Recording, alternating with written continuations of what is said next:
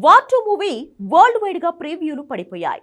రివ్యూలు కూడా వచ్చేస్తున్నాయి. అసలు షో ఆగస్టు 14 అంటే గురువారం మార్నింగ్ పడేలోపే రిజల్ట్ బయటకు వస్తుంది. మ్యాన్ ఆఫ్ మాసెస్ ఎన్టీఆర్ నిజంగానే 18వ నిమిషం తర్వాతే సినిమాలో ఎంట్రీ ఇచ్చాడా? హృతిక్ ఎన్టీఆర్ ఇద్దరిలో ఎవరు నెగిటివ్ రోల్ వేశారు? అసలు ఇద్దరు కాంబినేషన్ లో వచ్చిన పాట నాటు నాటు సాంగ్ ని మించే తూటాలా పేలిందా? లాంటి డౌట్లకు క్లారిటీ వచ్చింది.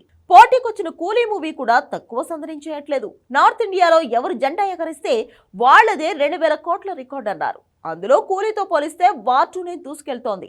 అక్కడ రెండింట్లో కూలీని మించేలా వార్ 2 దూకుడుందా? ఫైనల్ గా యుఎస్ ప్రివ్యూలకి వస్తున్న రివ్యూలతో రికార్డులు రీసౌండ్ చేస్తాయని తేలిందా? ఓవరాల్ గా బాక్స్ ఆఫీస్ లో కూలీ వార్ 2 మూవీలో వార్ వన్ సైడ్ అయినట్లేనా? రెండు సినిమాల ఫైనల్ టాక్ ఏంటి? Have a look.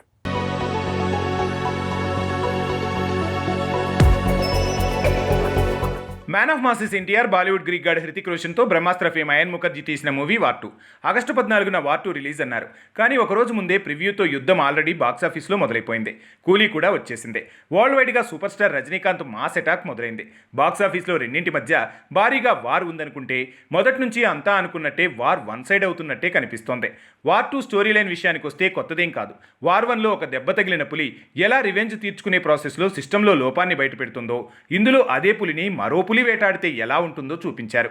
సింపుల్గా చెప్పాలంటే ఒక దెబ్బతిన్న రా ఏజెంట్ని మరో పులిలాంటి ఏజెంట్ వేటాడే పాయింట్తో ఇద్దరూ చివరికి కలిస్తే అసలు దొంగల పని పట్టే లైన్తో వచ్చింది ఈ మూవీ. ఇదేం కొత్త కథ కాదు. హృతిక్ ఎన్టీఆర్ గతంలో ఎన్నడూ వేయని పాత్రలు కాదు. ఇండియన్ స్పై అనేది ఎన్టీఆర్ వేరువేరు కోణాల్లో వేసిందే.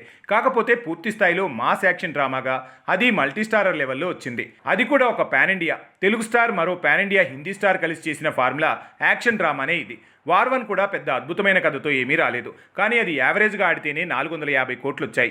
అలాంటిది వార్ 2లో ఎన్టీఆర్ కూడా ఉండటంతో పాన్ ఇండియా లెవెల్లో మాస్ ఎమోషన్స్ మారిపోయాయి. ఇక ఇందులో రెండు విషయాలే ఎక్కువగా రివ్యూ రైటర్లను కూడా మతిపోగొట్టేలా చేశాయి. అవే ఎన్టీఆర్ పాత్ర, పర్ఫార్మెన్స్, అలానే ఇద్దరు హీరోల పాత్రల్లో ఎవరినీ తగ్గకుండా చూపించే విధానం. నిజంగా లుక్స్ పరంగా హృతిక్ దే ఎప్పుడూ పైచేయి ఉంటుందని అంతా భావించారు. అది నిజమే.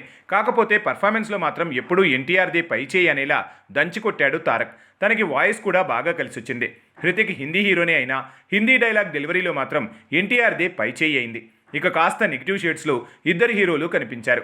కానీ ఎన్టీఆర్ మాత్రమే పూర్తిస్థాయి నెగిటివ్ షేడ్స్ నుంచి పాజిటివ్ షేడ్స్ వరకు పర్ఫార్మెన్స్లో వేరియేషన్ చూపించాడు. ఇక సినిమాటోగ్రఫీ, యాక్షన్ స్టంట్స్, కొరియోగ్రఫీ అదిరిపోయాయి. ఎక్కడ ఎవరి పాత్ర తగ్గకుండా మతిపోగొట్టేలా తీశారు. కానీ గ్రాఫిక్స్ విషయంలో మాత్రం ట్రైలర్, టీజర్కి వచ్చిన కమెంట్లే సినిమాకు వస్తున్నాయి. అయితే పాటల విషయంలో ప్రోమో కంటే సినిమాలోనే హీరోలిద్దరి డ్యాన్స్ నెంబర్ మతిపోగొడుతుంది. అసలు మూమెంట్స్ని దాచేసి కొసరతో ప్రోమో వదిలారని తెలిసి ఆడియన్స్ థ్రిల్ అవుతున్నారు. ఇలాంటి సర్ప్రైజ్లతో పోలిస్తే సూపర్ స్టార్ రజనీకాంత్ కూలీలో చాలా సర్ప్రైజ్లున్నాయి. కానీ ఎందుకో ఈసారి లోకేష్ కనకరాజ్ కథని చుట్టేశాడనే కమెంట్లు పెరిగాయి.